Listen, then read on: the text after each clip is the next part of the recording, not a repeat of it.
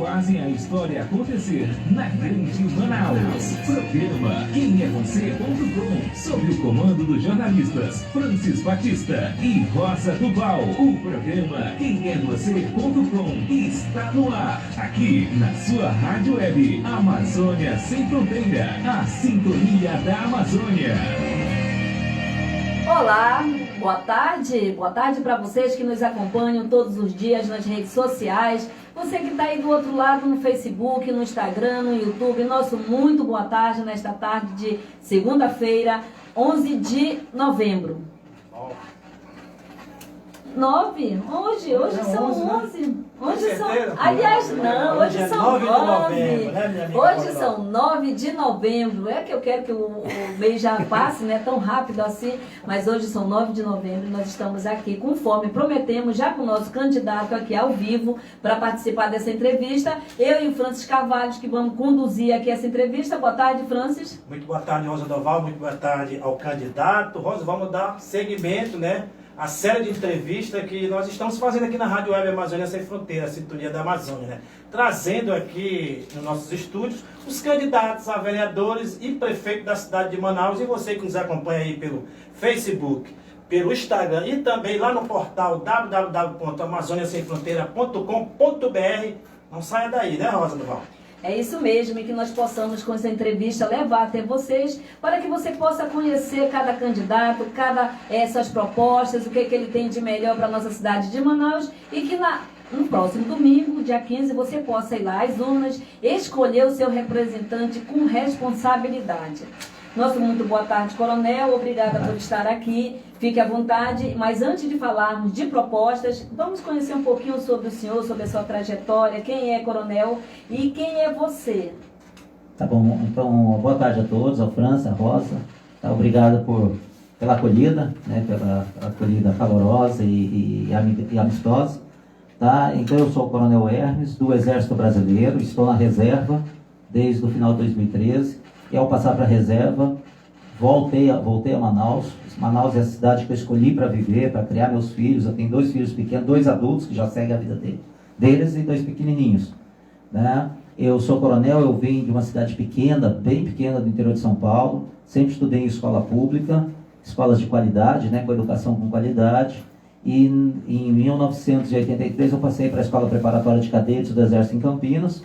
Cursei a escola e fui em seguida para a Academia Militar das Agulhas Negras, né, onde eu me formei oficial do Exército, na área de logística, e a partir daí passei a cumprir missões, principalmente depois de 92, quando eu entro na aviação do Exército. Então eu sou da aviação do Exército, fui da aviação do Exército por muitos anos, né, e cumpri missões no Brasil todo e no mundo também, né? Eu cumpri missões pela ONU, eu trabalhei bastante pela ONU, seja em Nova York, seja no Haiti, seja no Equador, né, na própria França. Então a gente tem essa vivência internacional na gestão de projetos, na gestão de orçamentos, né, na administração e gestão de contratos. E por várias vezes eu estive aqui, né? A partir de 92 eu comecei a vir para o Amazonas. Em 92 foi a minha primeira missão, me apaixonei pela cidade, me apaixonei pelo Amazonas, né?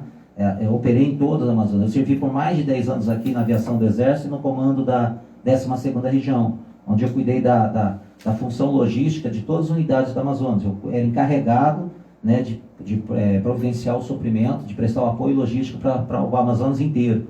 Né, eu até falo, eu conheço acho que o Amazonas mais do que 95% dos amazonenses. Né, porque eu pergunto, você conhece Paricachoeira? Vocês já foram em Paricachoeira? Em Querari? Né, em Vila Bittencourt? Em Maturacá, em São Joaquim, isso é tudo do estado do Amazonas. Eu operei lá. Nós estávamos com nossos amigos índios aqui, eu trabalhei muito com os indígenas, né, nessas regiões e em apoio a essas populações. Então eu conheço muito o estado do Amazonas e sempre quis vir para o Amazonas, para Manaus. Né, eu consegui isso depois da missão do Equador. Eu cumpri uma missão de paz no Equador, né, e vim trazendo os helicópteros Black Hawk para cá. E a partir daí eu consegui realizar meu sonho de militar, que era servir aqui e morar em Manaus. Né?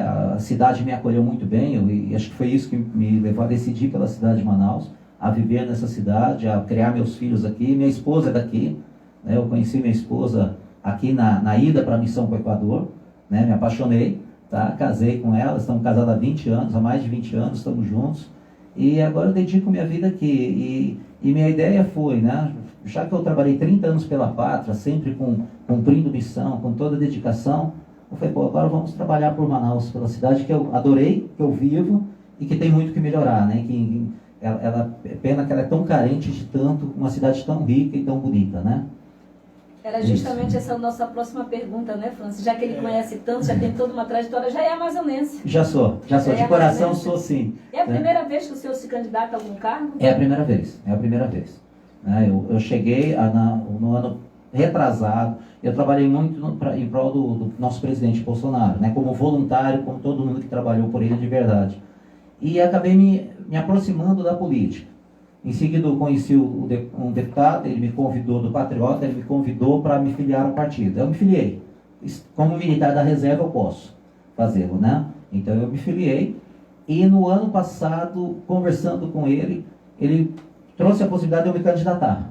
Aí de início eu falei, meu amigo, eu não vou entrar em política, né? Ele contou o que era política, o que acontece, né, na política e me assustou. É um ambiente muito estranho para mim, que eu venho do ambiente militar, onde tudo é correto, a gente preza a honra, amor à pátria, dedicação extrema ao serviço, Brasil acima de tudo, isso é sério para nós. Muita gente sai falando Brasil acima de tudo, não sabe o que é. Nós militares sabemos, né, o que é Brasil, correr risco de vida, a gente já quase morreu algumas vezes em missão, né? Então é muito diferente esse ambiente. Aí quando me apresentou a ambiente política, até minha esposa, você não vai entrar nisso. Aí esse amigo, né, esse deputado, né, que é uma pessoa muito boa, falou, tudo que essas pessoas que eu te falo que faz isso querem, é que vocês não entrem. Então, se você quer mudar, se você quer uma Manaus melhor, você tem que pagar o preço. Você tem que se sacrificar. Eu entendo a vida política não como o correto, o político correto, é uma vida de sacrifício. Né? Você vai trabalhar ao máximo pelo povo da cidade. É assim, é como a gente encara a vida militar. Nós nos sacrificamos pela pátria. Né? Eu não entendo a vida política como alguém entrando para se satisfazer, né? De forma indevida, de forma ilícita, né? Atingir os seus objetivos pessoais.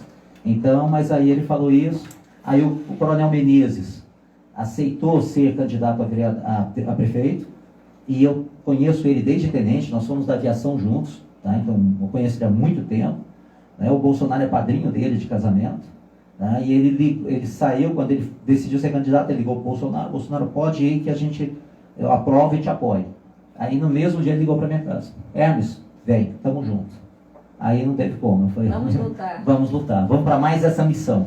Né? E aí decidi, então agora a primeira vez, nós somos candidatos a vereador pela cidade de Manaus, pela nossa querida cidade de Manaus, que eu adoro a cidade. Lembrando, né, candidato, que o senhor falou em aviação do Exército, é o quarto Exército. É o quarto batalhão de aviação. Eu passei 5 anos no Exército Brasileiro, né? Sim. De 87 a 92, acho que o senhor, né? 92. Na primeira companhia de comunicação de Selvas, ali na Ponta Negra. Hoje é o batalhão de comunicação de Selvas. Mas lembrando aí, né, Rosa? Lembrando aos nossos internautas aí, que queira participar do programa, ligue para a nossa redação, telefone 33021441 e pelo nosso WhatsApp 9521-2322, Rosa Doval. E agora sim, vamos dar continuidade, já conhecemos o povo. Aqui com o Coronel Hermes. Então, depois de toda essa decisão, o senhor ficou vai ou não vai, vou me candidatar ou não, então a política agora é um novo desafio para o senhor. É um novo desafio, e nós vamos levar com a mesma seriedade, com a mesma determinação, como eu levei como oficial do Exército Brasileiro por 30 anos, por mais de 30 anos. Já que nós entramos, então a gente não entra pela metade, a gente entra de cabeça para cumprir a missão e fazer o que é certo. Tá? Então é isso. Candidato, caso o senhor seja eleito, qual é a sua prioridade imediata para ajudar a população da cidade de Manaus? Na verdade, eu vejo assim, vários candidatos têm uma bandeira, né? Eu falo, para você ser vereador, você tem que ir muito além de bandeiras. Claro que você vai dar um foco nisso. Né? Além de, após ter ido para a reserva, eu fui de imediato convidado para ser professor em universidade aqui, porque eu já tinha uma formação acadêmica, já tinha sido instrutor de escolas militares, já tinha sido professor durante a minha nativa, o militar da ativa ainda pode ser professor, então eu fui para a reserva num dia, no outro dia eu já estava empregado por uma universidade aqui, como coordenador de curso de administração, então eu sou formado em administração, eu tenho um doutorado em logística, então eu tenho uma vida acadêmica, então vamos dizer, meu viés é muito forte para a área de educação. Né? Qual é a minha preocupação? Primeiro, nós temos que saber exatamente o que nós somos. Nós estamos concorrendo a vereador. Então, se eu estou concorrendo a vereador, a minha preocupação é a educação a nível municipal, que é a educação do ensino fundamental. Fundamental 1 e 2, a básica. Então, a gente tem uma série de bandeiras, mas eu tenho que ser realista. Eu vejo muitos vereadores falando de coisas que, às vezes, eu me pergunto, ele é candidato a vereador ou é prefeito? Né? Ele chega, não, porque a minha prioridade é construir creche. Eu falo, meu amigo, você não constrói nada, você é vereador. Você tem que fiscalizar a construção de creches, mas não é você que constrói. Então, primeiro, eu tive que, na militagem nós somos assim, né? Eu tive que ajustar exatamente as propostas no nível municipal. Eu sou candidato a vereador. Então, seria a educação infantil fundamental, tá? Um problema muito sério, não só de Manaus, mas do Brasil todo, mas Manaus é crítica, é o problema de geração de renda, de trabalho e renda. A gente nem fala mais em emprego e renda, porque o mundo do trabalho, isso eu sei porque eu estou nele, eu sou gestor, né? Mudou. Você não vai ver mais grandes indústrias com 10 mil funcionários. As indústrias estão... Hoje a indústria 4.0 é uma indústria que tem por base a mecanização, a robotização. É ninguém na linha de produção, é uma indústria vazia. Eu tenho um amigo na Alemanha que ele é diretor de uma indústria que tinha 500 funcionários. Hoje eles são 3.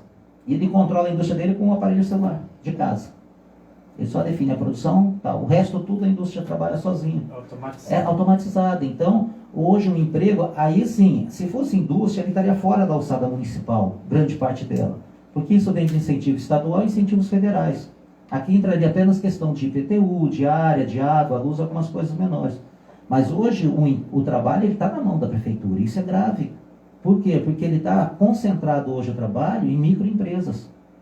Tá? O MEI, o microempresário individual, é aquele vendedor de tapioca, é aquele vendedor de limão, é aquela banquinha de fruta. O trabalho está ali.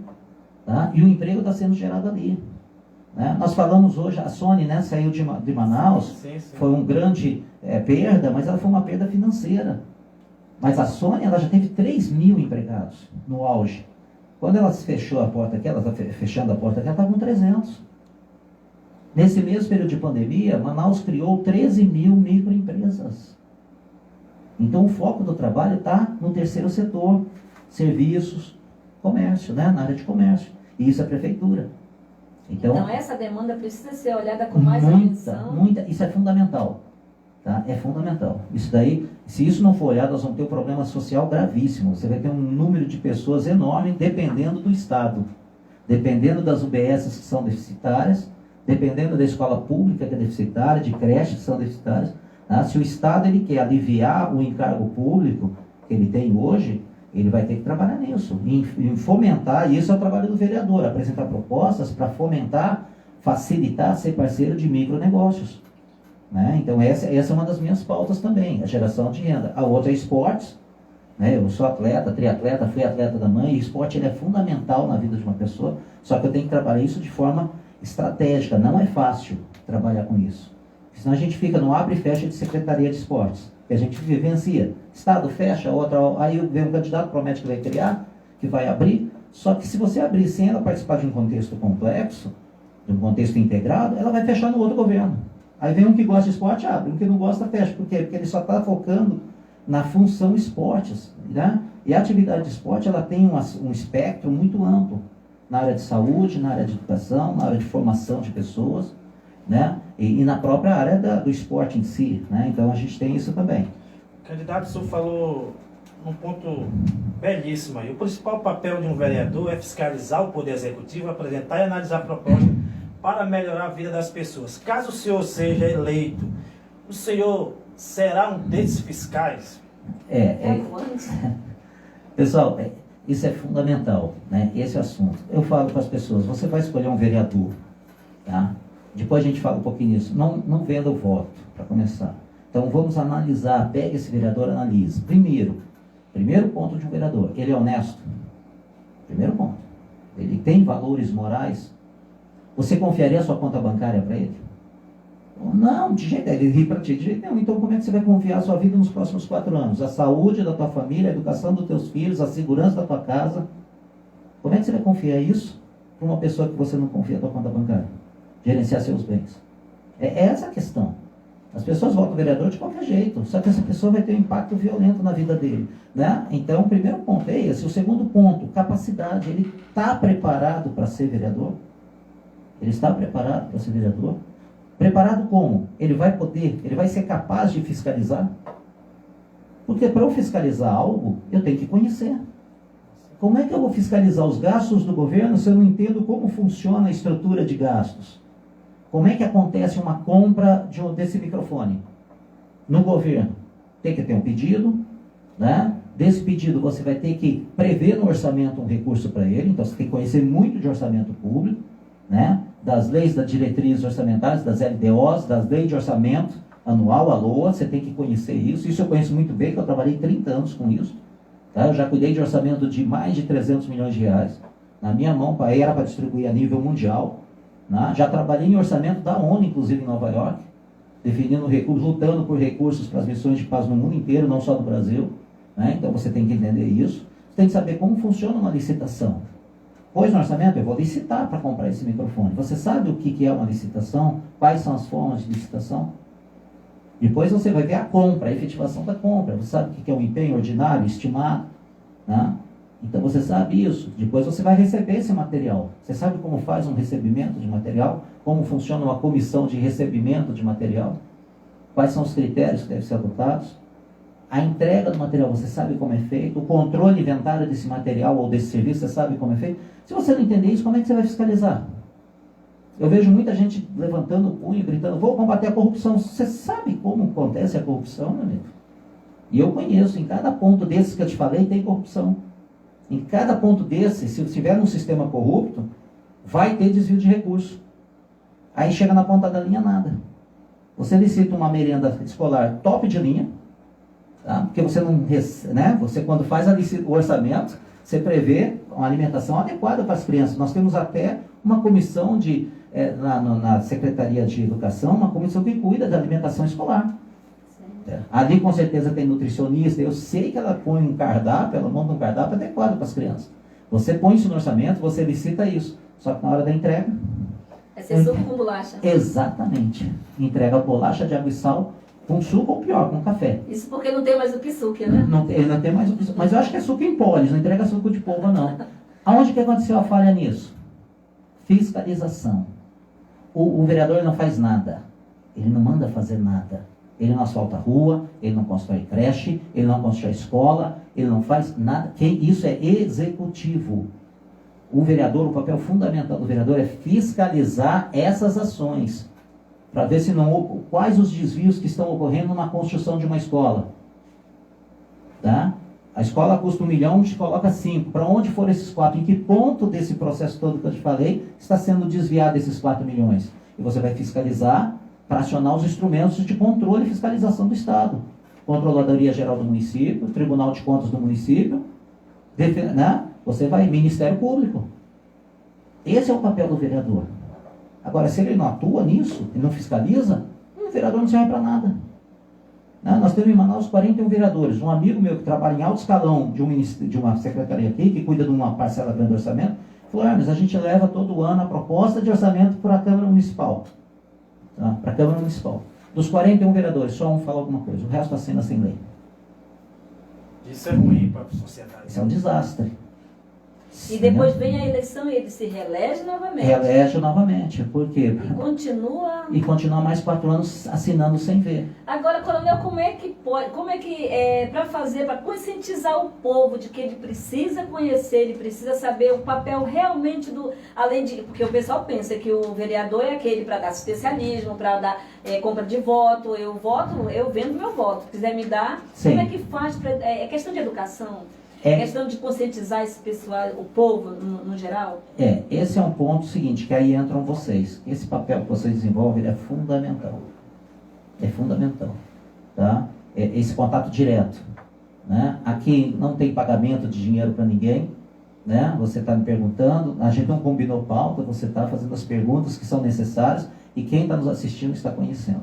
Então, esse papel dessa nova mídia, que não é a televisão paga, ela é fundamental. Isso leva à conscientização. Quem está nos assistindo, eu acredito que está entendendo o que é um vereador a partir de agora. né, com as colocações suas, de vocês, e com o que a gente está podendo apresentar. Porque quando eu decidi, né, entrar nessa campanha, eu passei 2, 3 meses da pré-campanha estudando. Militar é estudioso, eu já fui vereador não, então o que faz um vereador? Me traz aqui todo o documento, qual o regimento da Câmara? Porque eu tenho lá, já estudei. Ah, vamos melhorar a cidade, me dá o plano diretor da cidade, já estudei, eu estou estudando todo dia. Eu tenho pessoas na equipe nossa de alto conhecimento nas áreas. Eu pergunto, o que é uma UBS? Como funciona uma UBS? Qual o princípio dela? O UBSF, que é a casinha, Unidade Básica de Saúde da Família. Quantas nós temos? Como funciona? Qual o princípio? Qual a ligação? Vou trabalhar com UPA? Não, UPA é do Estado. Né? Unidade de Pronto Atendimento, Estado. Entendeu? Vou construir hospital. Vai construir hospital. Isso é de média e alta complexidade. Já é sobrecarregada básica, a gente já não dá conta. Você ainda pensa em construir hospital? O hospital é de cunho estadual e federal. Nós só temos um federal aqui que é o universitário, né? O demais, média e alta complexidade, na estrutura é do Estado. Então eu fico receoso quando a pessoa, não, vou construir hospital municipal. Você vai pegar um encargo a mais, sendo que você não dá conta nem das UBS. Né? Eu acho que você tem que fazer certo aquilo que é previsto fazer, identificar, né, buscando novas soluções. Né? Então, a gente trabalha muito isso. Então, esse papel de vocês é fundamental. As pessoas que nos assistem passam a ter compreensão. Isso leva tempo. Tá? Nós estamos numa democracia. A gente tem que aprender a democracia. A democracia ela não vem por uma assinatura de um papel, de uma Constituição. Ela vem da vivência, à medida que o povo vai aprendendo. Eu acredito que o povo está aprendendo. Eu sinto nas ruas que está começando a mudar. Nos contatos que a gente tem, as pessoas não são tão inocentes mais. Né? Ainda tem sim em Manaus muita compra de voto. Tá? Mas isso está mudando. O papel de vocês é fundamental.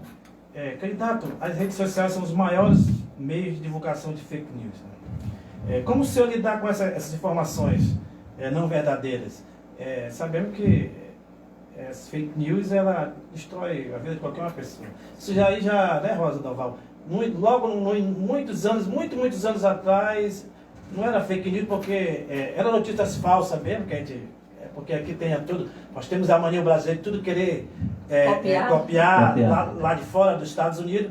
E aqui nós temos uma lei aqui que proíbe, é difícil ter nome, né, americano, diz inglês, né? Sim. Aqui nós temos uma lei, mas não é completa essa lei, né? Sim. Como o senhor lidar, o senhor é formado em logística, foi coronel, passou por vários segmentos pelo ano, como o senhor lidar com essas notícias, coronel? A gente veio também, né, a gente tem uma formação boa na área de inteligência.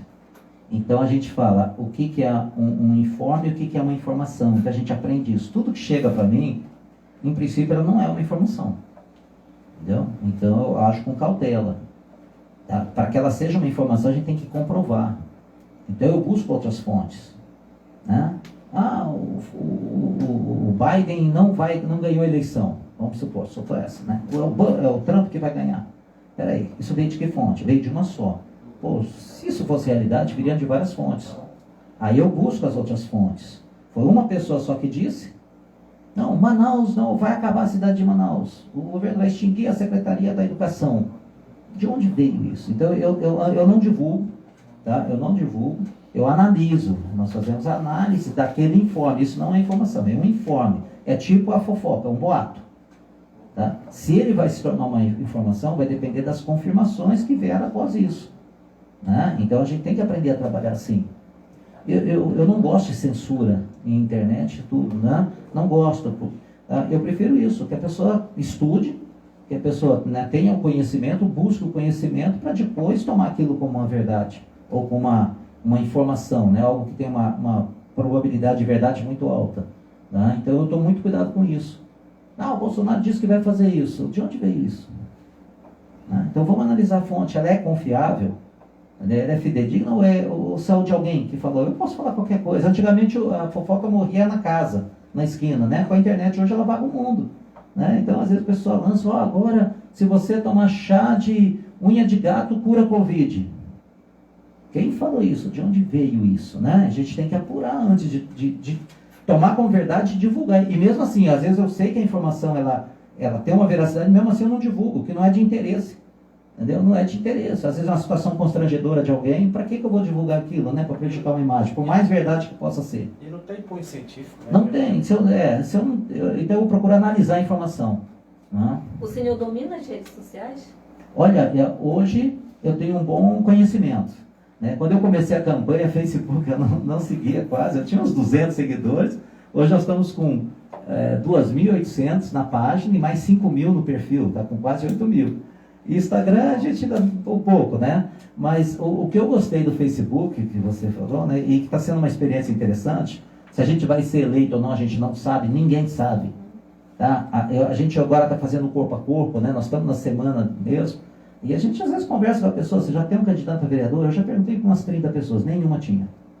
Então vai ser definido agora, mas a gente não sabe. Tem gente que dorme eleito e acorda com 200 votos, né? Então, se o povo reconhecer em mim uma pessoa digna de representá-lo, e eu vou ficar feliz, né, e preocupado, porque eu vou ter que dar resposta a esse povo, né, então vai me demandar muito trabalho e dedicação, claro, tá? Mas uma coisa eu gostei, que no Facebook desses 8.000, até agora eu não recebi nenhum comentário negativo.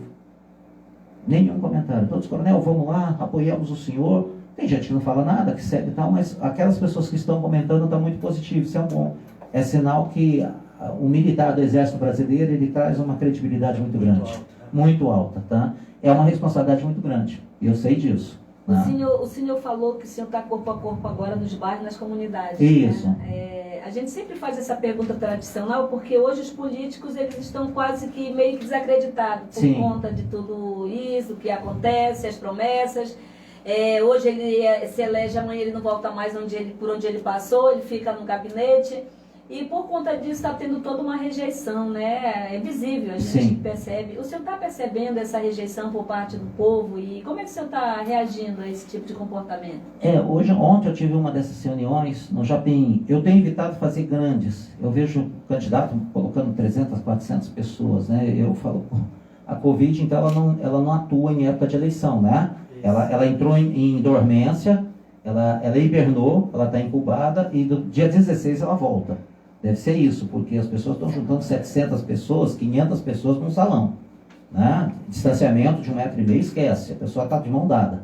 Né? Então a gente está fazendo assim, reunião com lideranças, com pessoas que podem ser líderes, com 20 pessoas, 15 pessoas, o pessoal com máscara, com álcool em gel, buscando todo cuidado. Né? E o que eu notei ontem até, a gente falou, o que eu levo para essas pessoas, exatamente o que eu estou falando aqui. O que é um vereador, o que eles devem levar em consideração para escolher um vereador, e o que um vereador faz.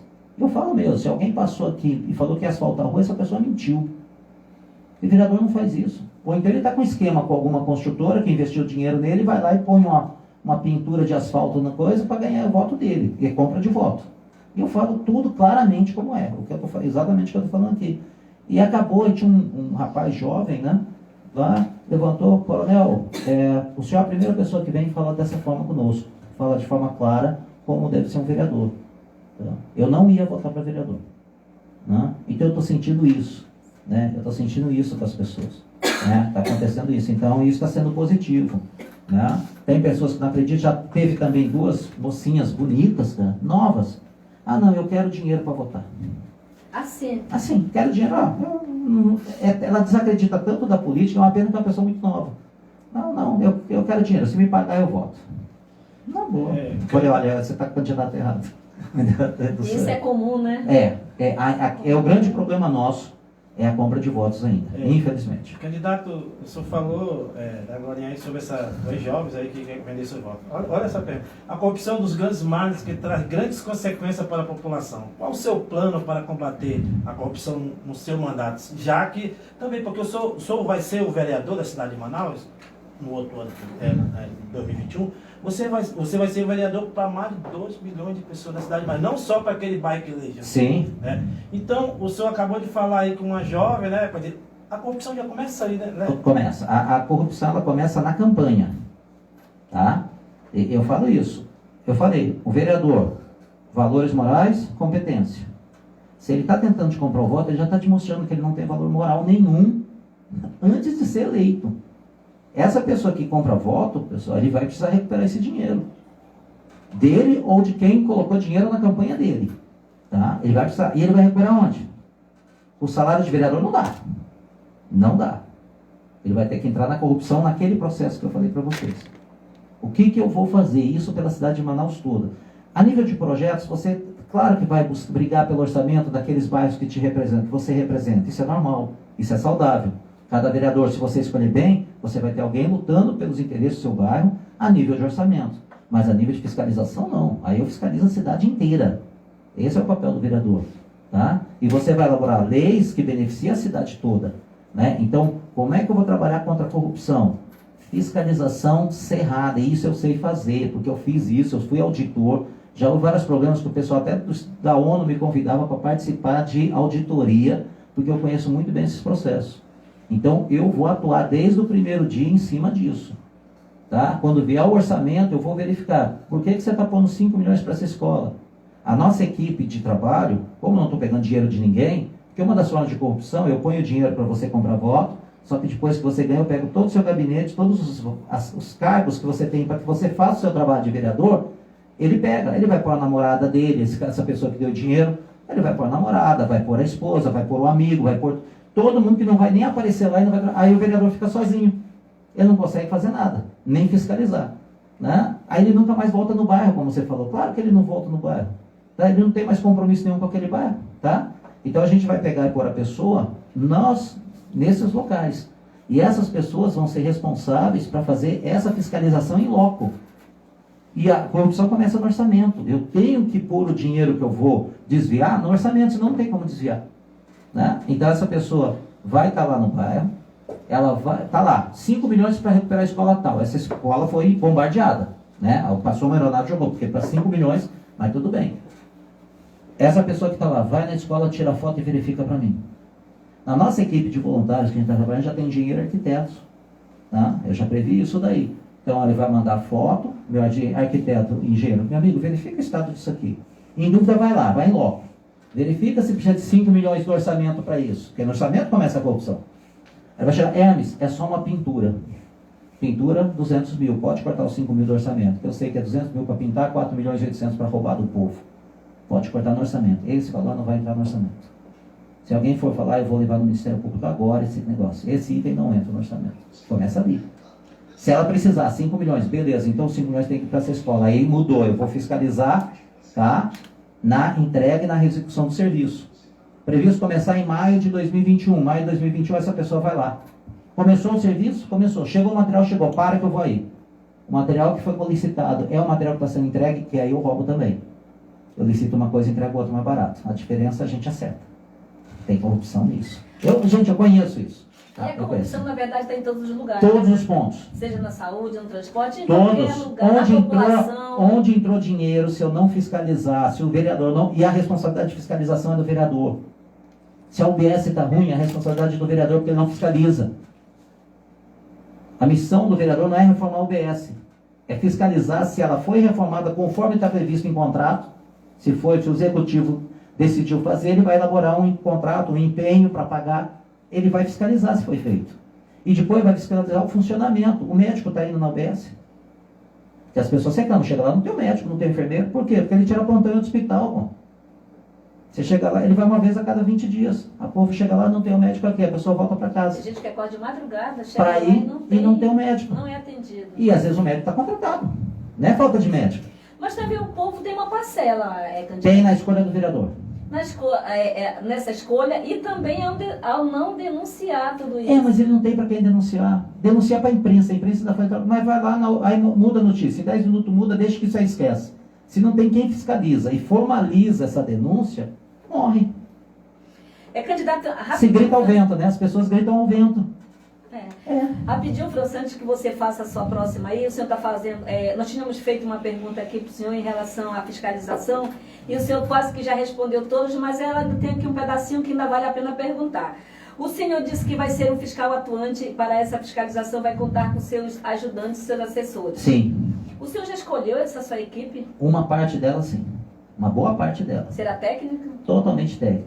Por exemplo, eu tenho arquiteto e engenheiro de alto nível, eu tenho pessoas da área de educação que conhecem toda a legislação e funcionamento, eu tenho gente da área de esportes, um grande amigo meu que é um treinador de atleta de elite daqui, um grande conhecedor. Tá? Às vezes a pessoa fala, não, vou defender a bandeira de esporte porque eu sou atleta. Peraí, você é atleta, mas você é gestor? Os melhores gestores de hospitais não são médicos, são gestores. Né? Então, a gente tem uma equipe técnica nisso, né? E a gente vai montar com pessoas, aí sim, aí é aquela questão de representatividade, né? Depois que a gente souber os resultados, foi eleito, onde é que concentrou nossos votos? Aqui. Então, eu vou precisar de pessoas lá. Porque eu tenho um compromisso com aquelas pessoas que acreditaram em mim, então eu tenho que dar resposta a elas.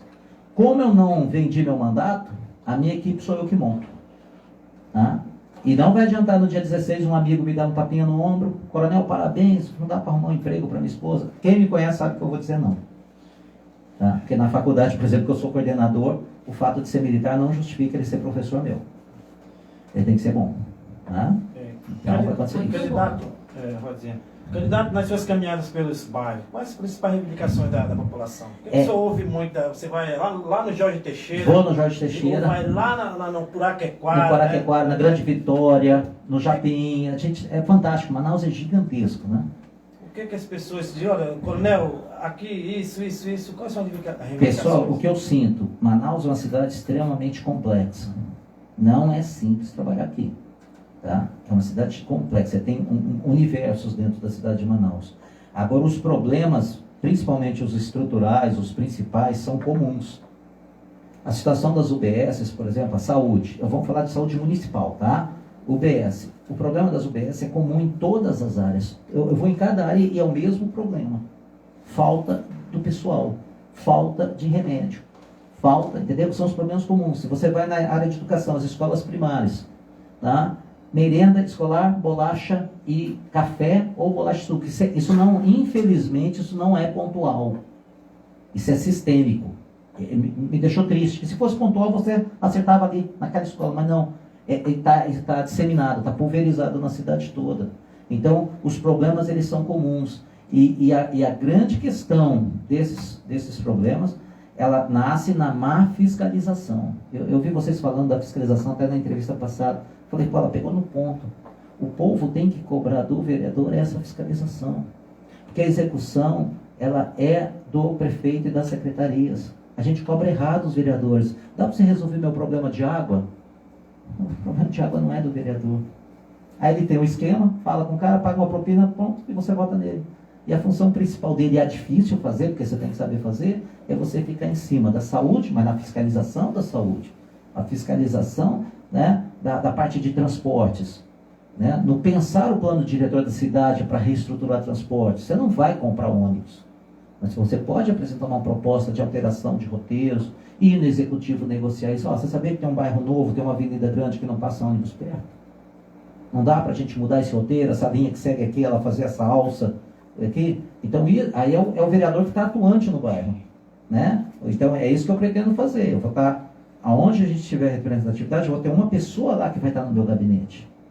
Vai ter uma pessoa lá na Grande Vitória. Atento, o que está acontecendo? É lá. Porque não dá para o vereador ir todo dia. A gente vai, o meu plano é a cada 3 meses, e em cada desses pontos, prestar contas do mandato. O que o vereador está fazendo? Né? É fazer isso, mas no dia a dia, essa pessoa que vai estar lá, coronel, estão dando bolacha de água e sal para as crianças aqui. Que escola é? Me tira uma foto, manda aqui agora. Vou bater direto na Secretaria de Educação. O vereador tem essa entrada. A mãe gritando lá, não tem essa entrada. A mídia filma tudo, mas esquece e deixa correr. Né? Então esse vai ser essa questão desses problemas. Existem problemas, eles são de toda a cidade, são comuns, e a grande questão é falta de fiscalização. Ou então falta dos vereadores lutarem por orçamento para resolver os problemas, que é o que eu pretendo fazer. Né? Desenvolve um projeto, luta para que aquele projeto, o valor dele, para isso eu tenho gente especializada para me dar o valor. Isso aqui custa 2 milhões, vamos brigar no orçamento, vamos negociar. Fazer a negociação política sadia, que a negociação política viciada é aquela, o que você me dá para eu votar contigo?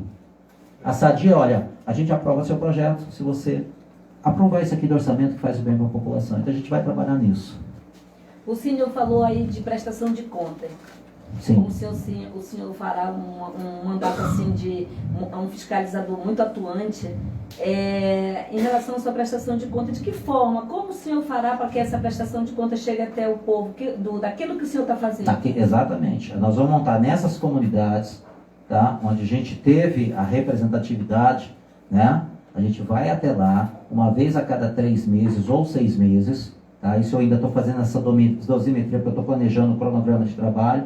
mas é possível a cada 3 meses nessa comunidade reunir a comunidade, a liderança ou a comunidade também e prestar contas de forma honesta, transparente, dizer, ó, nós fizemos para a comunidade, o vereador desenvolveu essa pauta, fiscalizou isso daqui, pessoal, melhorou a merenda das crianças, olha, melhorou, beleza, tá vendo? Isso graças à nossa fiscalização. Tal, nós entramos com um pedido de orçamento para fazer um parque esportivo. Vereador não constrói quadra. Quem constrói é o prefeito. O vereador pode ver uma área, olha, nós temos uma área, prefeito, por favor, dá para pôr um orçamento, o orçamento de uma quadra é tanto, é 100 mil, 200 mil, tá? Dá para pôr no orçamento e vocês construírem uma quadra lá no bairro, é o papel do vereador. A gente vai pedir, negociar, brigar, conseguiu. Pessoal, nós conseguimos esse recurso no ano que vem, tá? A gente deve começar, a prefeitura deve começar a construir. Então a gente vai prestar conta. Pessoal, o que não deu para fazer? A gente está precisando disso, não dá, a creche ainda não saiu, nós estamos buscando um convênio para alugar espaços, que eu não preciso construir creche, eu posso alugar uma casa e dotar de pessoal para cuidar de crianças e receber ali 20, 30 crianças. Se eu alugo umas 5 casas, eu resolvo o problema de 100 crianças com creche. Não preciso construir uma construção enorme, difícil de fazer, que leva 4, 5 anos. Vereador, sem contar que tem muitas creches que estão prontas, mas que não funcionam. Que não foram entregues. Por quê? Porque quando você planeja algo, é esse que eu vejo no poder público, que eu trabalhei minha vida inteira no Exército. As pessoas falham no planejamento. Eles pensam que instalar uma creche é construir um prédio. Eles acabam de construir e falam, e agora, quem que vai trabalhar nela? Vocês contrataram, vocês fizeram um concurso público para mobiliar, vocês fizeram a licitação para comprar o mobiliário, a previsão de orçamento dos custos operacionais entrou no orçamento? Não entrou. Ou seja, eles não fazem um planejamento integrado, eles fazem um planejamento segmentado que não funciona. Aí você constrói aquele prédio e ele não é inaugurado, porque não tem a estrutura para ele funcionar. Vira elefante branco. Vira um elefante branco, vira um abrigo de traficante, de tudo que vocês conhecem. Por quê? É dinheiro nosso, foi jogado no lixo.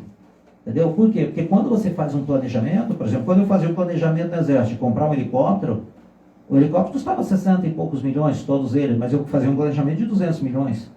Por que não? Porque está prevista a manutenção, a formação de piloto, a formação de mecânica, a formação do pessoal de logística, o suprimento para funcionar durante tantos anos, é um pacote. Então a creche é um pacote que envolve um prédio, envolve pessoal, envolve material de consumo, material permanente. Se isso não for pensado, e uma previsão de custo operacional dela de pelo menos uns 5 anos. Se isso não for pensado, vai ficar o prédio, igual você fala. Candidato, o senhor conhece a realidade do transporte público? Sim. Tem algum problema, algum projeto para melhorar esse meio de transporte? Sabemos aqui em Manaus está um caos. Está um caos ali, pelo menos ali na Zona Leste, aquele... Manaus inteiro, eu queria que se fosse só a Zona Leste, ainda ficava... Você não trabalha focado, né? Mas ali tá terrível, né? Não, é porque ali tem os alternativos, né? Tem os alternativos que não respeitam ninguém. Aí sim. Você, às vezes, vai reclamar e eles ainda querem... Não, é perigoso. Perigoso. Então, o senhor tem um projeto em mente, se você ajudar o prefeito, o próximo prefeito da cidade de Manaus? Tenho. Eleito vereador, o próximo ano, olha, prefeito, eu acho que aqui a gente poderia fazer... É uma sugestão minha. Até porque meu doutorado é em logística nessa área, né? A gente tem várias propostas na questão que a gente chama de mobilidade. Né? E quando nós falamos mobilidade, a mobilidade ela é complexa, ela não é só caminhão, carro na rua que está atrapalhando o trânsito. Né? Então você tem que identificar todos os aspectos de mobilidade que acontecem na cidade de Manaus. Nós temos, por exemplo, transporte de carga, tá? De carga morta e de carga viva. Quando eu falo carga viva é o ser humano, sabia? A gente chama carga viva. Carga viva é animal e ser humano. O jargão de você. É o termo logístico. Então nós estamos falando cargas, né? Tá. E para isso nós temos hoje na cidade, né, a questão dos ônibus, que é o transporte coletivo, nós temos o transporte individual, que são os automóveis, nós temos o transporte de carga caminhões, isso é terrível, tem treminhão. Você sabe o que é o treminhão? É aquele caminhão articulado, com 2 carretas. Aquilo chama treminhão. Andando na Avenida Coronel Teixeira ao meio-dia. Ao meio-dia. Lindo, entendeu? Travando todo o trânsito. Né? Então nós temos o transporte de carga. Então hoje compartilha o mesmo espaço o transporte de carga, o transporte humano coletivo, individual, o de 2 rodas, motocicleta e os assassinados ciclistas, né? E o pedestre. Então tudo isso é mobilidade. Então isso é integrado, eu tenho que buscar solução para isso daí. Né? Uma delas que eu tenho, eu já vi vários falando também, mas ninguém viabiliza porque o pessoal não tem assim, muito conhecimento. Por exemplo, o uso da hidrovia. Nós temos uma avenida gigantesca do lado nosso aqui, que é o Rio Negro, que passa a cidade fora, do Tarumã até o Curaquequara. Isso pode ser usado para transportar carga. Eu tiro os caminhões da rua. Né? Ele faz uma balsa, ela sai em torno de 600 metros da margem daqui, sai, faz aquela alça grande, vai parar lá perto da estrada do turismo, lá no Tarumã. E dali vai para o aeroporto, porque a maior parte das nossas cargas sai em transporte aéreo, porque a nossa indústria produz produtos de alto valor agregado. Muito. E aí você entra com legislação, aí é o vereador. Proibição de tráfego de caminhões. Na cidade, da 11 da noite às 5 da manhã. Tá? Só pode trafegar das 11 da noite às 5 da manhã. Das 5 da manhã às 11 da noite, proibido o trânsito de caminhão em Manaus. Mas você tem que dar uma alternativa para eles, porque isso gera, tudo que você faz em logística gera custo. Isso vai gerar um custo para o dono das empresas que precisam transportar. Por quê? Porque ele vai trabalhar o quê? Adicional noturno, hora extra, que é hora noturna. Eu estou jogando esse custo para essa empresa. Então eu tenho que achar uma forma de compensar o empresário. Tá? Dentro das taxas municipais, o que eu posso ajudar esse empresário para ele poder cumprir essa norma? Senão eu quebro ele. Então nós temos isso. Você pode transportar passageiros.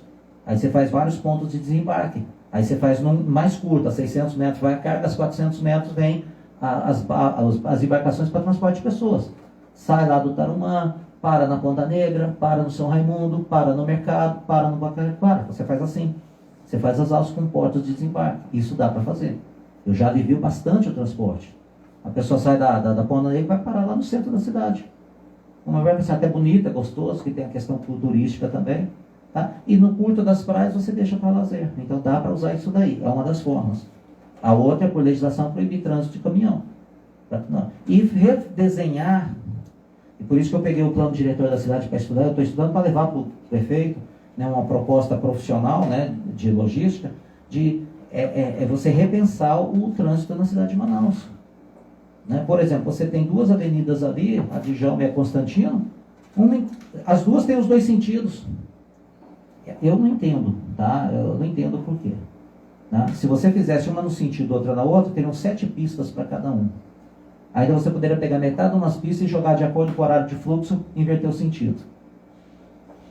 Você matava aquele problema ali. Né? Então tem várias soluções para trabalhar, que a gente tem proposta assim na área de mobilidade. Tá? O pessoal fica prometendo veículo leve, trem leve, coisa e nunca vem, porque o custo é muito alto. Tem solução mais barata para isso. Tá. Isso é verdade, você está aí assistindo a entrevista com o Coronel Hermes, ele está falando de suas propostas e você também está conhecendo o que ele tem de melhor para oferecer para Manaus aqui através das suas propostas. Coronel, em relação à segurança pública, se fala muito hoje em guarda armada. O senhor é a favor? Olha, eu até já falei até isso antes. A questão de armar alguém, tá? Ela não é simples. Não é nada simples. Tem custo também, né? Não, além do custo, tem a preparação da pessoa, mas não é só a preparação daquela pessoa que está armada. É a preparação de toda a estrutura de suporte para essa pessoa. Né? Material bem. E toda ela, é a retaguarda que dá apoio. Aquele homem armado, quando ele sofre uma ameaça, tem toda uma estrutura por trás dele que vai dar suporte, vai dar o reforço, como é a polícia militar. Né? Uma pessoa, quando vai enfrentar, né, aquele bandido, quando vai enfrentar um policial militar, ele sabe que por trás dele tem toda uma estrutura de apoio. Então isso intimida. Né? Se eu pegar ele, vem um monte atrás. Vai ter uma reação. Existe uma estrutura de inteligência que vai me identificar. Tá? Então eu tenho que dotar isso na guarda municipal, porque senão ele vai ser mais um homem, mais um alvo. Né? O bandido vai olhar aquela pessoa com uma pistola novinha, vai se tornar um alvo. Vai tornar um alvo. Então, já aconteceu, né? Isso já aconteceu. Acontece às vezes até com PM, imagina com um guarda municipal. Então isso, não sou contra a ideia, mas isso tem que ser muito bem estudado e isso é complicado. Não é uma solução simples para se adotar no ano que vem. Tá? Não é assim. Eu vou colocar guarda armado nas escolas. Tá? Uma policial armado vai ser alvo. Tá? Se não tiver uma estrutura atrás. Né? Quando um bandido, ele encara, por exemplo, um soldado da ROCAM, tá? Ele sabe que tem um apoio muito pesado atrás daquele policial, além da alta qualificação do nosso irmão de farda, ele é um policial altamente qualificado, tá? Leva anos para se qualificar, tá? Existe toda uma estrutura da ROCAM, o bandido treme, ele fala, se eu me envolver, se eu tentar agir contra esse policial, eu vou ter todo mundo atrás de mim. entendeu? Então é essa estrutura que tem que ser criada para uma pessoa armada, né, com função de polícia. Então não é simplesmente vou comprar 100 mil pistolas e vou pôr nas pessoas, põe essa pessoa dentro de um ônibus, né? É complicado, tá? Então segurança você tem que agir muito na área de inteligência. Aí sim, o município, né, ele pode integrar um sistema estadual e federal de inteligência, porque aí você atua no crime onde ele é forte, que é no dinheiro. Aquele traficante que está na ponta ali, na boca de fumo, ele não é o elemento principal do crime, né? Ele está ali, ele é a ponta da linha. O criminoso maior você não vê, ele é invisível. Tá é o que está muito e que movimenta milhões. Eu tenho que cortar esses milhões, porque aí eu mato lá na ponta, tá? Então eu tenho que trabalhar muito mais com inteligência do que como resposta. É claro que eu tenho que dar resposta. Essa guarda municipal armada, ela pode ser parte da solução, mas ela não é solução. E para ela ser parte da solução, isso leva tempo, porque tem que se montar toda uma estrutura de suporte para esse homem armado frente a frente com a criminalidade. Senão eu estou criando mais um mercado de armas para esses bandidos e mais mortos, né, da cidade. Candidato, as microempresas precisam de incentivo. Como o senhor vai trabalhar para dar esse suporte a elas, caso o senhor seja eleito vereador, que também faz parte do papel, é uma das iniciativas dos vereadores, né? Sim, isso é fundamental, que entra naquela proposta de geração de renda e trabalho. Fundamental, essa é a principal. Nós temos que encontrar, primeiro, formas de negócio para estimular. Tá? Isso eu já estou estudando. Outra dela, o que o vereador pode fazer, o que a cidade pode fazer. Tá? Então, a cidade, o município ele atua em quê? Em ISS e em taxas. Então, isso dá para simplificar. Isso o vereador pode fazer através de projeto de lei. Por exemplo, o microempreendedor, é interesse do município que ele sobreviva. Um negócio com sucesso, eu tiro até 9 pessoas que estão vivendo, né, com apoio do Estado. Então eu alivio o Estado. Uma pessoa, quando ela tem emprego, ela tende a comprar o remédio dela, ela tende a buscar um atendimento melhor, às vezes faz um plano de saúde, eu começo a desafogar a saúde. Às vezes ele põe o filho numa escola particular, eu alivio o sistema público de educação. Então uma pessoa que tem um rendimento, ele tende a dar um retorno para a cidade indireto. Então é meu interesse, nós temos que entender isso, que é interesse você fomentar esse microempresário. Por exemplo, ISS. ICS é um imposto, tá, sobre serviço que é municipal. É 5%. Eu tenho uma microempresa, se você fatura R$1.000, você pega R$50 e pode pagar de ISS. Nós podemos fazer esse ISS gradativo, começa isento, a pessoa abre a empresa isento. A partir de um determinado faturamento, eu começo a cobrar ICS 1%, 2%, 3%, 4%, 5%. Pronto, eu já dei um incentivo. Tá? Já estou ajudando esse empresário. Um problema muito grave nosso, a questão de endereço comercial. Para o microempresário que está lutando para ganhar seu primeiro 100, 200 reais, eu estou falando daquele vendedor por isso que ele fica na informalidade, né? Porque é difícil para ele. Aí ele vai ter que achar um domicílio comercial. Tá? Aí você vai ter que alugar um ponto. Ou então igual a minha casa eu não posso usar. Então eu tive que alugar um espaço de coworking. Tudo bem para mim, mas para uma pessoa que ganha 500, 600 reais por mês, ele vai ter condição de alugar um ponto. Aí ele não pode, pela prefeitura, registrar o imóvel dele. Então nós podemos rever isso. Tá? A nível de legislação, a nível de vereador. Olha, realmente, se você vai abrir um barzinho, eu não posso colocar a tua casa dentro do condomínio. Poxa, não pode. Né? Vai abrir um mercado? Não dá. Circulação de pessoas, tudo bem. A pessoa às vezes abre um negócio de internet. É igual isso aqui, ó, esse negócio. Né? Nós estamos aqui, ó, restrito numa sala pequena. Por que isso não pode funcionar dentro da casa de alguém aqui? Como endereço comercial, o endereço dele não pode. Né? Isso gera custo, isso pode ser repensado. A questão de tributação, né, de IPTU para micronegócio, eu posso trabalhar para que isso seja compensado, seja aliviado, tudo ajudando o micronegócio. E também fomentando pequenos negócios. Por exemplo, vocês sabiam que as UBS a recomendação da Secretaria de Saúde, que as UBS adotem fitoterápicos na sua medicação, nas suas prescrições? Não? Sabiam? Não? Tá? O povo não sabe. O povo não sabe, mas existe, já houve até projetos nessa área, que ficou em algumas UBS e não prosseguiu. Isso eu pretendo estimular. Por quê? Porque aí a produção, desde o cultivo de um fitoterápico, babosa, existe o Ministério da Saúde, ele regula 12 que já são reconhecidos pela Anvisa, são aprovados pela Anvisa, hortelã e outros, né, com seus efeitos fitoterápicos e tudo. Né? Então a gente estimula desde a produção, aquela pequena pessoa que tem seu sítiozinho pode plantar, A gente monta uma cadeia, e isso dá para fazer, tá? Você monta toda a cadeia de produção em cima disso em forma de cooperativa, e você fomenta vários negócios gerando trabalho e renda para essas pessoas, com a garantia da compra pela prefeitura. A prefeitura compra essa produção de fitoterápicos para distribuir nas suas UBSs. A prefeitura ganha porque o fitoterápico é muito mais barato do que o remédio tradicional, tá? E ela ganha porque ela gera emprego e renda, e aí gera ISS. Então ela pode fazer isso. Isso o Exército faz. Você sabia que o Exército tem um programa que ele compra dos produtores locais, pequenos produtores locais, a alimentação que usam nos quartéis? 10% pelo menos do recurso que a gente empenha em alimentação é voltado para pequenos produtores locais. A gente pega, eu tenho esse modelo, porque eu ajudei a implantar esse modelo, a gente pega esse modelo e coloca nos fitoterápicos. E inclusive na alimentação para as escolas. Tá? Então a gente tem vários negócios nessa área para trabalhar. Maravilha, né, Francisco? Candidato, vamos fazer um bate-bola, um ping-pong no jargão, Sim. nosso jargão. Uma espécie de resumo do que nós debatemos aqui. Perguntas rápidas e resposta rápida. Tá. Né? Na área da saúde. Fiscalização das UBS. Transporte público. Repensar o plano diretor da cidade. Tá? Segurança pública está no aval do Estado, mas... Inteligência, participar do sistema de inteligência e montar uma estrutura adequada para a Guarda Municipal. Educação pública. Fiscalização. Na cultura, candidato. Cultura. Aproveitar a marca Amazonas e fazer dinheiro com cultura. Turismo e meio ambiente. Meio ambiente, sustentabilidade e aproveitar os produtos do Amazonas para gerar negócios. Tá? Turismo, deixar de dizer que tem potencial e vamos profissionalizar a área.